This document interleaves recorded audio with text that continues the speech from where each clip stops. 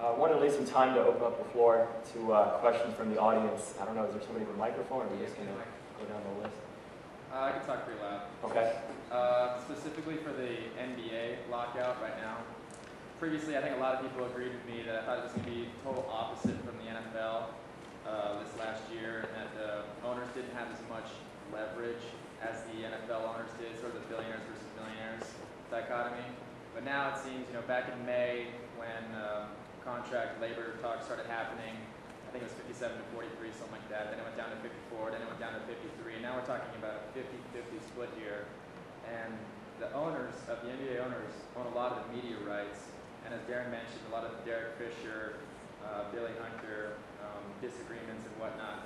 I have a feeling that we might be getting some misinformation as to how really much the NBA owners are struggling. I think that could be something that's really huge moving forward with leverage. I really personally don't think there's going to be an NBA season at all, unfortunately. But is that something that can be addressed at all? Like, how do you go about getting the best information? What can be changed about the process? And how reliable is that information when we know how powerful the media really is? Well, because of the fact, in the NFL, the owners weren't saying that they were losing money. They just said they wanted more money. So they didn't have to open up their books.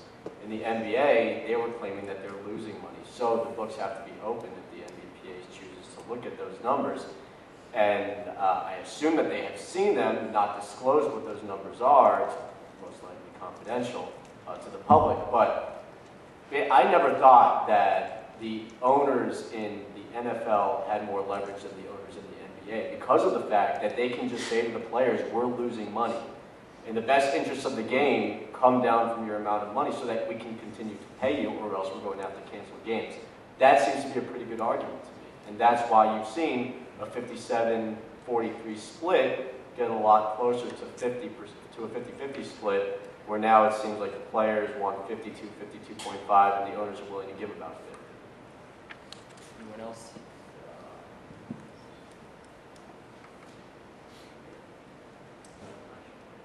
It's where a lot of the conversation I've been hearing on the news is regarding the court of public opinion as it relates to the NBA later talks, and how they're afraid there may be a situation like what would happen with the NHL, where they lost a season, they haven't yet recovered in monetarily or in their fan base or in their TV deals. Is there any concern that that could happen with the NBA as well, if in fact we do lose a season, and the kinds of ramifications for that league in the United States? I think there is definitely that concern.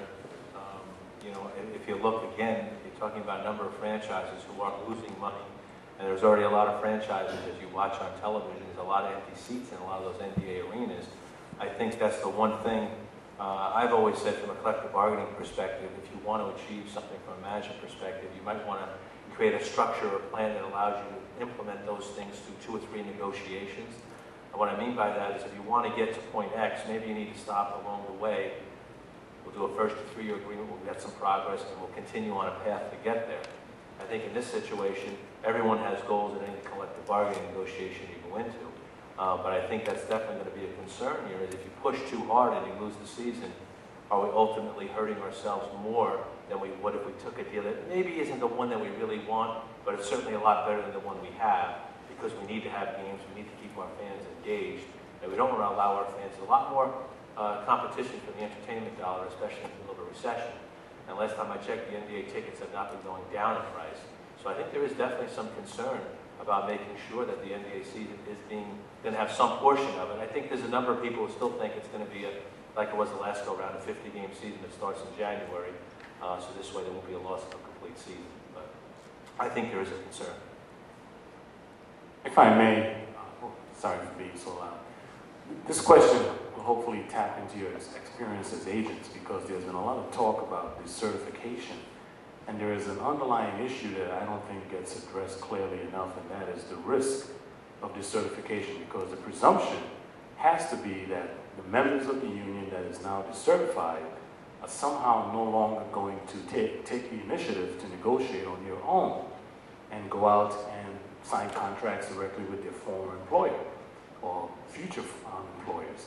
So I would like to get your thoughts in terms of, as agents representing athletes who have been members of unions, there's been decertification or decertification talk, and the efforts that might be needed to keep them in tow, if you will, so that they don't use the right that they have upon decertification to actually negotiate on their own behalf. Well, I mean, maybe, I hope I'm answering your question right, but I mean, one of the threats, I think, of decertification is, you know, in the NFL, 1,500 players potentially using their own form of contract, and guys like me from big firms negotiating every provision of that contract with the teams. And if it doesn't work out, or if a player's not paid a workout bonus or some sort of, I guess, threshold bonus on receptions or some sort of criteria, we could sue in court for breach of contract. So that's always the leverage that you have on decertification, and I think that teams obviously don't like that. I don't know if that's the biggest leverage piece that you have on decertification, but it is an issue. I mean, they want to use one standard form contract. I mean, if you look at the NFL contract, it's term and financial amounts above the minimum, which you can really negotiate. You can negotiate some bonus features, but it's pretty straightforward. You can't negotiate a ton of other things like you might think in a conventional contract. So it would create a hassle, that's for sure. I think the one thing that add to what Travis said is exactly right. I don't think the owners want that, because the owners don't want to put themselves in a position where they do not have that, you know, the same contract for everyone except for, as Travis said, some of those negotiating points. So it really create havoc. So I don't think you're going to see the leagues, particularly, would probably create some type of rules that would stop that from happening, because they don't want to have 450 different contracts with 450 different types of language in it. However, there's the potential for that, and that's a good point, that, you know, the decertification is not an inherently protected method. There are inherent risks that go with it, because all of a sudden you are not protected by the collective bargaining agreement. You're no longer protected by your bargaining representative. You are, in theory, out there on your own. Going back to the point that you said that NFL contracts are pretty standardized. Is that pretty coherent across the Big Four? Because I've heard some pretty interesting clauses in baseball contracts per se. Is there any one of the sports that you can get more creative with the contracts in than some of the other ones? Well, generally speaking, you can give additional rights to the players. You can't take any away rights that are otherwise in the CBA. If you generally want to extend. Yeah, I think there are certain negotiated, what I'll say, bonus provisions that can allow you to have some creativity. But typically, it's when the money's going to be received, how it's going to be received, in terms of, you know, dates and things like that, as well as bonus provisions. And again, Major League Baseball is a little bit unique, that there are certain provisions that you can have that are bonus clauses, and there's certain ones that are not capable. Like, for example, a pitcher can't have a win bonus, but he can have a game started bonus. So there are some of those distinctions, for example, that are in each sport. But I think the bottom line is, you know, almost all the sports have a uniform agreement that really prohibits a lot of individualized negotiation, except for the financial terms, and as Caleb just said, above and beyond the collective bargaining clauses. Like if you think about when Manny Ramirez signed that big deal with the Dodgers, that 2-year, $45 million contract, within that, I think he had to donate $1 million to the Dodger Dream Foundation, which is a nonprofit for the Los Angeles Dodgers. And you said, well, you're directing him how to spend his money, you know, so we're not going to allow that provision to go forward in the individual player contract. That's very true. Does anyone know if there have been any recent developments in past few years about the Players Association, any of the 4 major sports, trying to prevent a Josh Lux type of agent? Can you be a little bit more specific by what you mean? So we're paying prospects. Paying athletes or paying prospects? Sure. It's become a huge issue. In fact, last week on Capitol Hill, there was a discussion about the paying of college athletes and if the NCAA should take any particular role with regards to that, how the Players Association should be battling it. Realize that after that article came out in Sports Illustrated about Josh Lux, soon thereafter, the NFLPA went away, and they stopped the regulation of agents. And basically, they could no longer punish an agent, let's say, for violating the junior rule in football. Now, with the NFLPA coming back, perhaps they take up a greater role in putting forth some discipline some disciplinary actions on the agents that violate those regulations that are in place. As we talked about before, the MLBPA has those new regulations that were passed last year. We haven't seen any change, but you look at some of the provisions, agents are supposed to contact the Players Association 48 to 72 hours before they contact any player that they don't currently represent. If they talk to a player without planning it, they have to then notify the Players Association within 24 hours thereafter. Do they really do that? No. Is it worth the Players Association's time to enforce that? Probably not. So, you know. And to follow up on that point, there's always the prohibition on paying college players, and even current players in the NFL, you can't entice them with a benefit to sign, technically.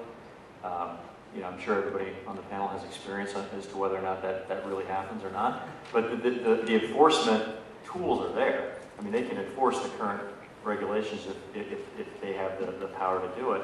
I think it always goes back, everyone's quick to focus on the agents.